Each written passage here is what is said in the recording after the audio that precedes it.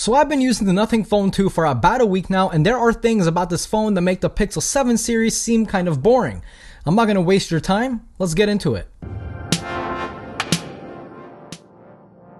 The first thing I really love about the Nothing Phone 2 running on Nothing OS 2.0 is the always-on display. You can customize the always-on display to showcase many widgets, which also transfer over into the lock screen. You can have something as simple as the weather, or something a little bit more personal, such as the quick settings into the alarm, airplane mode, and more. I really like how Nothing gives you that ability because it kind of makes your phone feel a little bit more personal. It's not really a huge deal, but again, it's those small things that keep adding up into a more personalized experience that sets your phone apart from the millions of other phones out there. The always-on display on the Pixel series is not customizable at all. What you see is what you get regardless of if you like it or don't like it. Your always-on display is the same as millions of other Pixels out there. Again, is that a big deal? Probably not, but it's nice to kind of have a little bit more customization because after all, it's Android, and that's kind of what Android is meant to be about, customization. Another thing I love about this phone is just how smooth it is. Trust me, believe me when I say this, I did not expect it to be as smooth as it is. See, I was always the person that said, if you have an iPhone and you want to try Android, right, you want to try that Android world, get the Pixel, right? Get the Google Pixel for the most smoothest Android experience. That was the case until I tried this phone.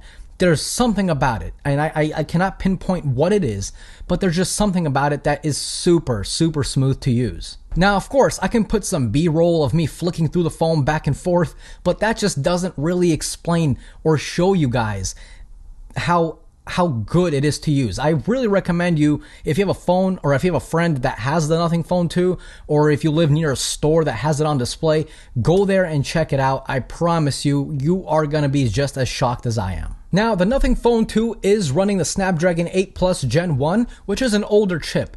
But does that matter? Does it matter that it doesn't have the 8 Gen 2 or Samsung's version of the 8 Gen 2, which is technically the 8 Plus Gen 2? Does that matter? I don't think so, because think about it. Anytime a new chip comes out, what do we reviewers say? We always say, hey, let's wait for the updates. Why? Because whenever a new chip comes out, developers have to optimize their OS, their Android skin, to work well with that chip. If not, then you're going to have battery issues, you're going to have bugs, you're going to have glitches, Pixel. You're going to have all these issues because it's not optimized yet. But since the 8 Plus Gen 1 is already optimized, since developers already know what to do with it, the Nothing Phone 2 does not have any bugs that I've noticed. It doesn't have any glitches, any weird stutters.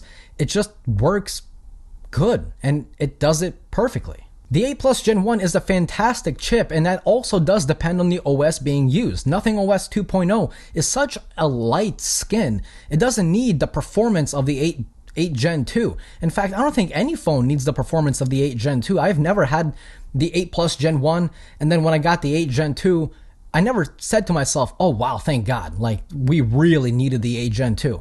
No, companies are putting in these little micro improvements in the processors year over year, because if they don't, then we the people are like, oh, they didn't improve anything, when in fact, they didn't need an improvement. The 8 Plus Gen 1 is fantastic.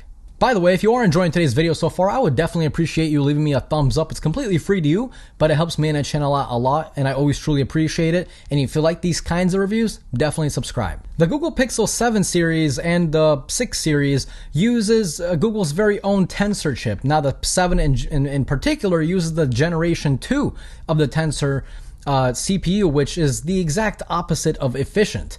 In fact, if you go on Google right now and you type in Pixel 7 battery issues, Pixel 7 heat, Pixel 7 overheating, you're going to get a ton of results, and it's not really a secret. The Tensor is just not that good of a chip. Which is crazy if you think about it, because Google is this mega corporation with billions of dollars, and Nothing is basically a startup that's 3 years old. So, you know, I mean, there's not much I can say. If you've seen my review of the Pixel 7 Pro, you would know that it overheated inside the house while I was on a video call. What? You know? I mean, come on. That should not be happening with a $900, $900 phone. That's just unacceptable. And if you don't believe me, go watch that review. I have proof in that video. So, you know, don't take my word for it. Go watch it. Battery life on the Pixel devices is also something that's not really great. The Nothing Phone 2, I mean, here are a few screenshots. I'm going to move over. Bam. Take a look, right? Look how much battery percent I have left, and look at my screen on time. That is nuts. I've seen people get over 10 hours of screen on time with the Nothing Phone 2. So again, do you need the 8th generation 2 chip for a phone to be good? No, you don't. You just need a really optimized chip. And as I've said, the 8 Plus Gen 1 is optimized enough to do this, okay? So there we go. The Pixel, on the other hand, especially the Pixel 7 Pro with a 5,000 milliamp hour battery, I'm lucky if I got a full day of usage out of it. From 8 a.m. to 5 p.m., I'm lucky if this phone lasts me. Meanwhile, the Nothing Phone 2, where'd I put it?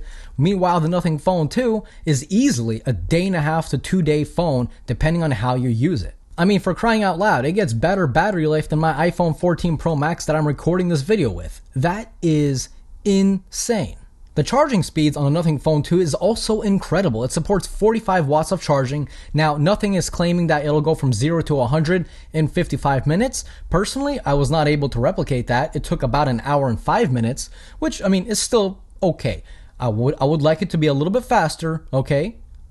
Nothing. Try taking up a page from Xiaomi, they're on their charging game. But if we take a look at the Pixel devices, the Pixel 7a, for example, charges at 18 watts, and it takes about an hour and 40 minutes to go from 0 to 100%. The Pixel 7 Pro also takes well over an hour and 20 minutes to get to 100%. But so, the Pixel it doesn't last long, and its charging is slow. So you kind of have I'm always the type of person that says, okay, if a phone battery does not last a long time, I'm okay with it as long as I can charge it up really quickly, but the Pixel doesn't have any of those. But the Pixel 7 series definitely wins in some ways as well, of course. If I said it didn't, then that would make me very biased, of course. The Pixel definitely takes the better photos. I'll throw up some examples right now, and you guys let me know, what you think. The difference obviously is there. I'm not going to say there's no difference, it looks the same. Of course the difference is there. But it depends what you like. If you're looking at those two photos and you don't really spot that big of a difference for you to make a decision, then you can kind of pick based on other specs of the phones, other features of the phones. Now, if you're a camera guy, you really need the best of the best photos and videos. Definitely the Pixel is the one to get. Now, when looking at the build quality of the Nothing Phone 2, it is very good. It's like basically the lighter version of the iPhone 14 Pro Max. I mean, even the button layout is basically the same minus the mute switch. And I really like the glyphs. Okay, now look, again, I gotta be unbiased. Is this a gimmick? Maybe.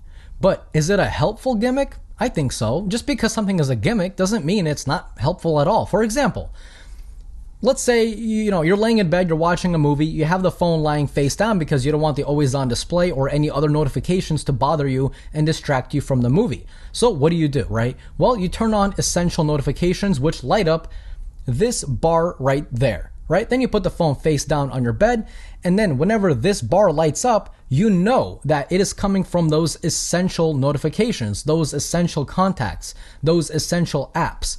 So that way you're not constantly having the screen light up in your face every time you get a notification. And trust me, I get literally hundreds a day. I don't want that when I'm watching a movie. So when this phone laying face down, you automatically know, oh hey, so-and-so texted me, oh hey, I got a very important email, etc., etc. Now, of course, I'm not going to be walking around putting this phone face down everywhere I go. Of course not. That would make it a little bit more of a gimmick. During regular daytime life, of course, having the screen face up and you can see the notifications on the always on display is the better way to go. But in those small instances, using the glyphs, laying in bed, laying on the couch, wherever you are, maybe you're at work, you're at a meeting, you have the phone face down, oh hey, I got this, or I don't have any notifications. It's nice. Is it essential? Is it something that you need to have? Of course not, but it's fun. The Nothing Phone 2 has been a pleasure to use. It's fast. The cellular connectivity has been superb. Battery life is phenomenal. Camera quality is definitely above average. Build quality is fantastic, and the Glyph is the signature move. This phone is it. If you guys have any questions about this phone at all, definitely drop me a comment down below. I'll try to answer as many of you as I can. And if you did find this video to be helpful, entertaining, or anything else, drop a like if you liked it. Or if you didn't like the video, give me a thumbs down. Either way, I need to know if the video did good or not, okay? And if you guys are new here, consider subscribing. And that's it. This was Mark from Mark's Tech. Adios.